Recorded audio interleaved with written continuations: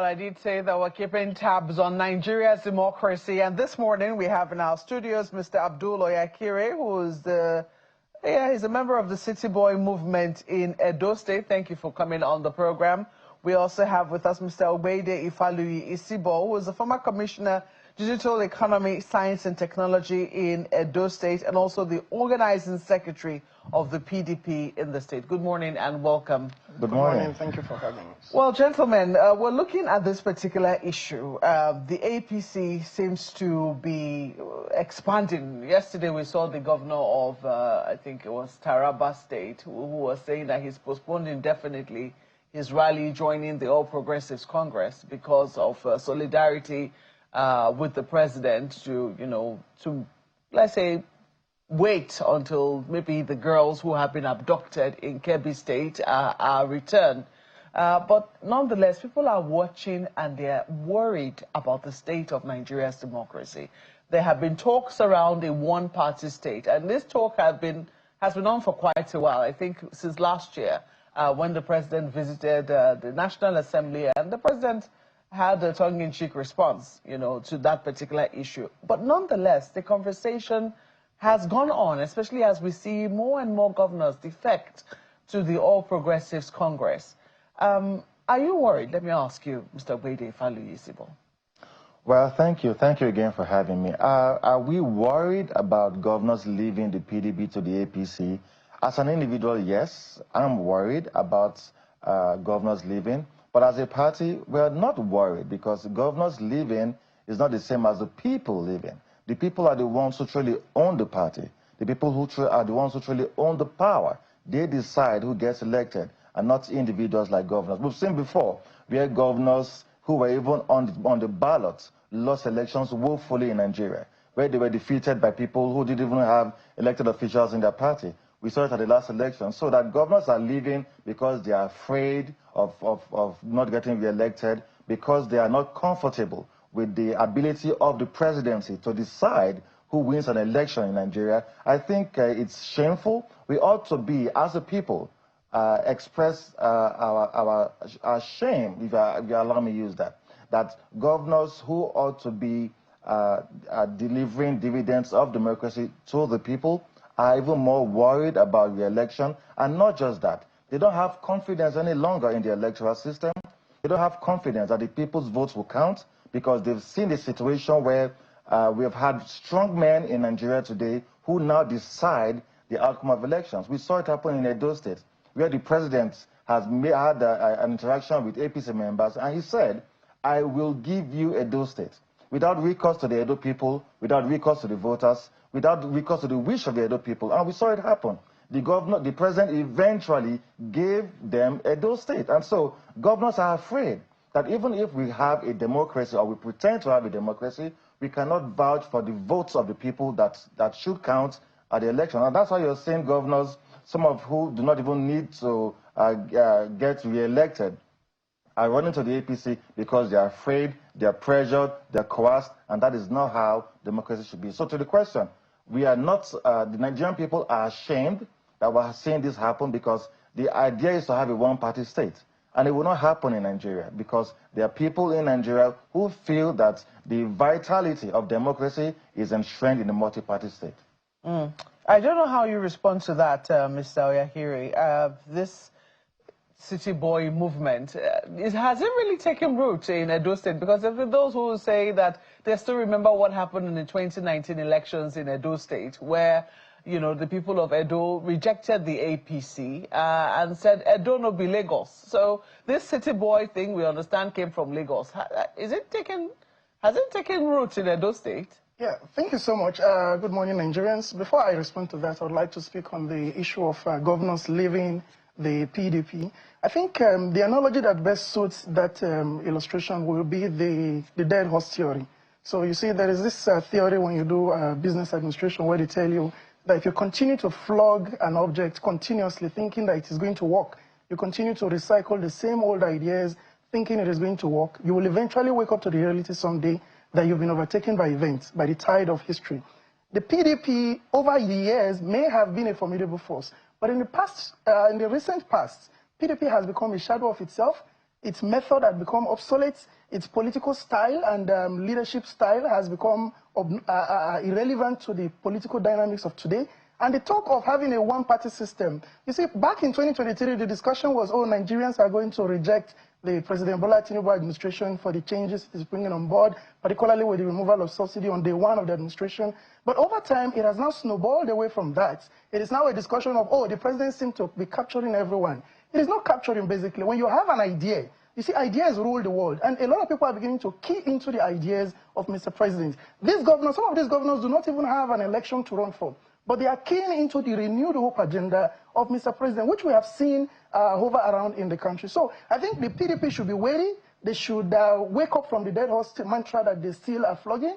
From every activity you see, I mean, Nigerians are mourning. We are mourning the death of our Brigadier General Mba in Borno State. We are mourning the kidnap of girls that were kidnapped. To this minute, we have not heard a statement from the PDP apologizing for the inferno that took place yesterday at their secretariat. I don't think the media space should be agog today with PDP's internal crisis when we have things like that happening. I mean, even the alleged factional chairman, Turaki, was speaking with a picture of Damagun behind him, and two governors were sitting there. So that tells you a lot of disorganization is still going on within the party, and I think it will be foolhardy, just like George Orwell said in his book, Animal Farm, to continue to blame Snowball. They have turned the APC and the president into the snowball that they will continue to blame for the internal wrangling. It is about personal interest, and they are not seeming to see the problem of Nigerians. They are not concerned about what Nigeria is going through. Their concern is about what is going on within the party. I mean, I followed with now to the question of City Boy movement. Yeah, if we were to talk about the City Boy movement, it's beyond a political front. It is a movement that engages in not just political activities, basically, but empowerment. I mean, last month we had a program, thanks to the director of the movement in Edo State, Dr. Paddy Emmanuel Iyamu. We had a program where we empowered youth. We had over 10,000 youths coming in one venue. I mean, the Minister for Youth was even present in Benin, even though we were able to empower the 200 we had anticipated. But programs like that will continue. We had a market program where we find the State Director, Dr. Paddy Iyamu, entering the market himself. We all were in the market, empowering market women, giving them hope, empowering their businesses without collateral, without bringing anything forward. So I think the City Boy movement is like a stopgap to begin to mitigate some of the, and cushion some of the effects that we are having in terms of the economy. Mind you, the economy wasn't always like this. In fact, it is taking an upturn right now. If you look at the economy in the past, and if you go to Edo State, a lot is going on in Edo State. A lot of reforms are going on in Edo State that have been couched under document signing, MOU, memorandums, and what have you. And all of these are a mess. The governor of Edo State is a welfarist political ideologist. He approaches political leadership from a welfare perspective. And this is different from the corporate administrative paperwork you find in previous administrations, where everything about development in the state is found on papers and not on ground. So if you ask me, I think that we are right on track, and we will continue on this trajectory to transform the country. Well, I'm glad that Mr. Ogbede is here, and I'm sure he can respond to that, because he was former commissioner, digital economy, science and technology. They say all you people did was on paper. Is that true? Well, that it's interesting to hear my friend say all he just said. I was wondering why he was speaking. Does he really live in Nigeria? Does he live in Benin? Is it not shameful that we're dealing with a catastrophe in Nigeria today? Insecurity is at its crescendo, and someone is talking about City Boy movement. This guy, 2016, it doesn't exist to them. From 2023, the focus was 2027. And Nigerians are angry and ashamed that these are people that were elected to oversee the affairs of the nation and deploy our resources to our benefits. We're seeing sustained and continued killings. We're seeing sustained and continued kidnap. But these people are focused on 2027. And my friend here is telling us about an Edo State that does not exist. I hope he goes back to Benin and let the people look the people in the eye and tell them what he's telling them now. Edo State has become an embarrassment. The governor is merely a content creator. We're seeing issues every now and then. Nigerians are laughing at Edo State. Just a few days ago, terrorists sponsored by the state government invaded the Museum for West African Arts, terrorizing visitors who came from all over the world to enjoy the beauty of our arts. And he's talking about security, and what he was talking about empowerment. Terrorists? Yes, they were that were using the name of the Oba and saying Oba Atokbe. You call them terrorists? They were absolutely terrorists. There's no better definition for them. You invaded a private property, wielding weapons, chanting whatever they were saying. I don't care whatever they were saying, but the fact is that there were people in that property, yes, who were harassed, threatened, oppressed, and terrorized by these individuals. And it is laughable for anybody, no matter how much of a joke you want to tell, to come on national TV, to tell anybody that Edo State is moving forward. We've had 365 wasted days. There's a disease in Edo State today in the APC called the Obaseki derangement syndrome, where everything that revolves around the APC government is centered about Obaseki. Every moment you give, the governor sees the microphone and he immediately remembers Obaseki. He has been unable to focus on Edo State. He has been unable to focus on the people. Let him tell you one or two things that the government has done in the last 365 days. They're either buying vehicles, they're either encouraging the pilfering and pillage of state resources. The governor has committed impeachable offenses. The Ramat Park issue that they talk about was a contract that nobody knows about. Nobody is aware of the figures. Nobody was aware of the procurement process. There was no tenders board. There was no ESCO. The governor just does his own thing because he barely has enough education and the people around him to advise him on what to do. We cannot be talking about Edo State on the national TV. Edo State is an embarrassment today. It's a shame. So I would rather let's focus on the PDP issues and his city boy drama, not to talk about Edo State, because it will be an embarrassment to come all the way to talk about Edo State that has been dragged to the gutters, dragged to the mud on a sustained basis. We have a governor who cannot even pronounce his figures. Is that the kind of Edo State we're going to be talking about? Please. Well, here we are, you know, because some people who say this is the argument that politicians like to have, and, you know, they will go back and forth. But on this issue of the museum, because you have just said that, you know, terrorists, the people who were taken to or who went to the Museum for West African Arts were terrorists. But we do know that there has been a dispute on the ground. You have been on this program, or you were on this program last week to try and clear the air. The Commissioner for Information was in our studios in Benin. Unfortunately, we lost him when he was trying to respond to certain issues. So he came back on Monday to try and respond to some of the issues. Now, you have said that some of the things that were quoted in his own response on Monday were not correct. But he says that the C of O that was granted that property was granted in the name of Edo State Museum for West African Arts, but that right now the name of that institution has since changed to Museum for West African Arts, and that this was done in the tail end. And it does appear that even though the Edo State government gave a huge sum of money to the building of that facility, they do not seem to be represented on the board, that board has been handed over to private hands. And so the Edo State government has no say whatsoever in terms of how that museum runs. Is that true? First of all, there's sustained disinformation by the Honorable Commissioner for Information. This is beyond misinformation. This is now disinformation because it is a deliberate intent to lie to the Edo people. First of all, the Museum for West African Art was registered, you know, with the Corporate Affairs Commission, but by limited guarantee. That is to say that it is not to be run as a business like they are thinking it to be. So whatever donations the Edo State government gave, or any government or any foundation, did not give as an investment or to have equity or to have return on investment on the museum. Museums generally across the world run on red. So first of all, the amount of money given by the Edo State government to MOWAA was 3.8 billion. That's a significant sum of money. Oh, yes. And I was hearing the commissioner and even the governor say that the cost of building MOWAA cost 4.1 billion. And so since Edo State government gave 3.8 billion, they gave majority of the money and they now own it. And so I felt that I needed to educate, you know, my friend, the Honorable Commissioner for Information, because we've seen that with the Edo State government as presently constituted, they don't have that excitement to read, and numbers scare them. So that's why I came to educate him. First of all, the 4.1 billion he talked about was the naira value for the bill of quantity for civil works only. That does not include mechanical costs, doesn't include electrical costs, doesn't include architectural, electrical design, production fees. It doesn't include, and that was just for phase 1 of the construction work. So altogether, we've put aside over 22 billion naira. What I mean that MOWAA has spent over 22 billion naira already on the construction of the pavilion. So the 3.8 billion they have, which MOWAA of course appreciates, was a free will donation to the charity. It wasn't an investment per se. So when Edo State is saying that they don't have a say, they were not supposed to have a say. Edo State has a seat on the board. The Palace of the Oba of Benin has a seat on the board.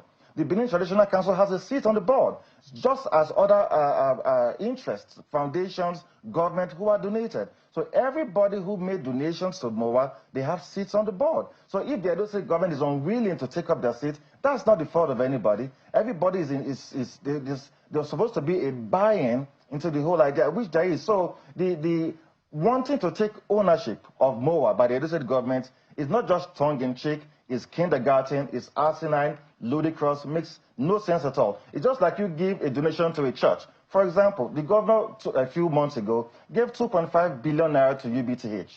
UBTH is the federal government institution built on state land. So is the governor going to go tomorrow because he doesn't like the face of the CMB to say, okay, I'm taking ownership of UBTH because we gave you a donation of 2.5 billion?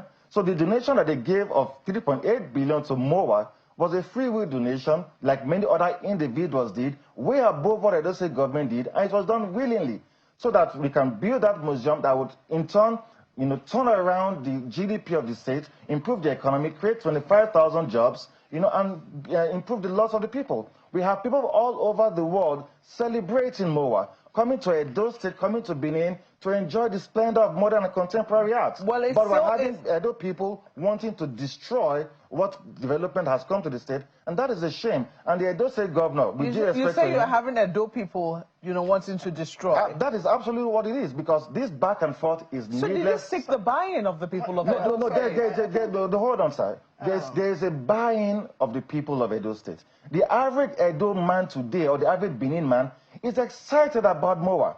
The average Benin man is wanting to. So who are the Edo people who do not want it? It is, like I said, an Obaseki derangement syndrome.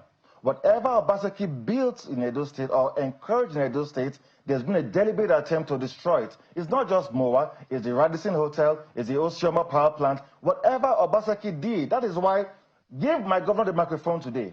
In the next 2 seconds, he's talking about Obaseki. It's a disease, and we're hoping that it is curable. Focus on leadership, focus on governance, leave Obaseki alone, let MOWAA thrive, because no matter what it is, MOWAA was built for the Benin people, was built for the Nigerian people, was built for West Africa, and it's going to stay and it's going to thrive. Mr. Yakire. Yeah, thank you so much. You said the controversies around whether it is the Benin Royal Museum, or it is the Edo Museum for West African Art, or it is the Museum of West African Art. It's a controversy that has been sold by persons who probably do not even have the nitty-gritty of it. I'll give you the starting point. That museum was built on the ground of Central Hospital. That hospital, there used to be an emblem that I went there and I've seen it, was commissioned in 1914. That's when that hospital was built. An hospital was demolished to create a museum, to put artifacts that foreigners will come in, and to talk about creating 25,000 jobs. I begin to wonder, the entire workforce in the entire state, how many are they? Even if you add the private sector put together, 25,000 workforce. But let's leave that aside. Let's look at the facts. They said that 3.8 billion of the 4.1 billion was for phase 1.